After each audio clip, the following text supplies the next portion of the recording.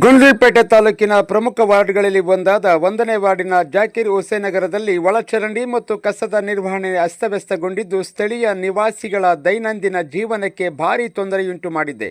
ವಾರ್ಡ್ನಲ್ಲಿ ಕಳೆದ 1 ವರ್ಷದಿಂದಲೂ ಒಳಚರಂಡಿ ಕೊಳವೆಗಳು ಬ್ಲಾಕ್ ಆಗಿ ಚರಂಡಿ ನೀರು ನೇರವಾಗಿ ರಸ್ತೆಗಳ ಮೇಲೆಯೇ ಹರಿಯುತ್ತಿದೆ.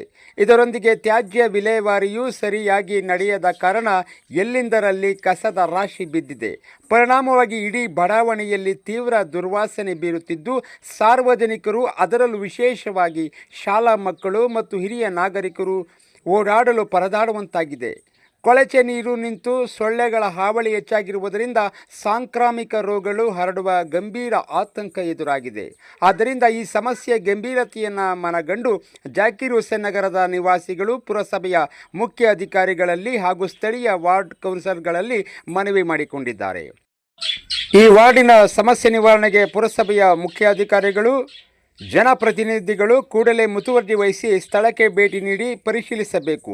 ಒಳಚರಂಡಿ ವ್ಯವಸ್ಥೆಯನ್ನು ತುರ್ತಾಗಿ ದುರಸ್ತಿ ಪಡಿಸುವುದರೊಂದಿಗೆ ನಿಯಮಿತವಾಗಿ ಕಸ ವಿಲೇವಾರಿ ಮಾಡಿಸಿ ಬಡಾವಣೆಯಲ್ಲಿ ಶುಚಿತ್ವ ಕಾಪಾಡಲು ಅಗತ್ಯ ಕ್ರಮ ಕೈಗೊಳ್ಳಬೇಕು ಎಂದು ಸಾರ್ವಜನಿಕರು ಕೋರಿದ್ದಾರೆ. ಜನರ ಆರೋಗ್ಯ ಮತ್ತು ಹಿತದೃಷ್ಟಿಯಿಂದ ಪುರಸಭೆ ಆಡಳಿತ ಮಂಡಳಿಯ ಈ ಒಂದು ಕೂಡಲೇ ಎಚ್ಚೆತ್ತುಕೊಂಡು ಶಾಶ್ವತ ಪರಿಹಾರ ಕಲ್ಪಿಸುತ್ತದೆಯೋ ಅಥವಾ ಇಲ್ಲವೋ ಕಾದು ನೋಡಬೇಕಾಗಿದೆ. ಸ್ನೇಹಿತರೆ, ಇಲ್ಲಿ ಕಸ ಎಲ್ಲ ತುಂಬ ಬ್ಲ್ಯಾಕ್ ಆಗಿದೆ. ನಾವು ಸುಮಾರು ಫೋನ್ ಮಾಡಿ ಹೇಳ್ತೇನೆ ಇದ್ದೀವಿ, ಅವ್ರ ತಲೆನೇ ಕೆಡ್ಸ್ಕೊತಿಲ್ಲ. ಇಲ್ಲಿ ಮಕ್ಕಳು ಮರಿ ಇದರಿಂದ ಸೊಳ್ಳೆ ಕಾಟ ಜಾಸ್ತಿ ಆಗಿದೆ. ಅದರಿಂದ ಆದಷ್ಟು ಬೇಗ ಬಂದು ಕ್ಲೀನ್ ಮಾಡಿಕೊಡ್ಬೇಕು ಅಂತ ಕೇಳ್ಕೊತೀವಿ. ಎಷ್ಟು ದಿನದಿಂದ ಈ ಸಮಸ್ಯೆ ಆಗಿದೆ ಸರ್? ಇದು ಸುಮಾರು 1 ವರ್ಷದಿಂದನೇ ಈ ರೀತಿ ಸಮಸ್ಯೆ ಆಗಿದೆ. ಇದು ಈಗ ಮಳೆ ಗಿಳೆ ಬಂದುಬಿಟ್ರೆ ಈ ಕಸ ಮತ್ತು ಈ ಡ್ರೈನೇಜು ಒಡೆದೋಗಿದೆ, ಅದೆಲ್ಲ ತುಂಬೋಗಿದೆ. ಮತ್ತು ಅದು ತುಂಬೋದಾಗ ಮತ್ತು ಅವರು ನೀವು ಫೋನ್ ಮಾಡಿದಾಗ ಅವರು ಬರ್ತಾರೆ, ಇದೇ ರೆಸ್ಪಾನ್ಸ್ ಮಾಡ್ತಾರೆ, ಆಯಿತು ಹ್ಞೂ ಅಂತ ಇದು ಮಾಡ್ತಾರೆ ಅಷ್ಟೇ. ಅದ್ರ ಬಗ್ಗೆನೇ ಇದು ಮಾಡ್ತಾರೆ.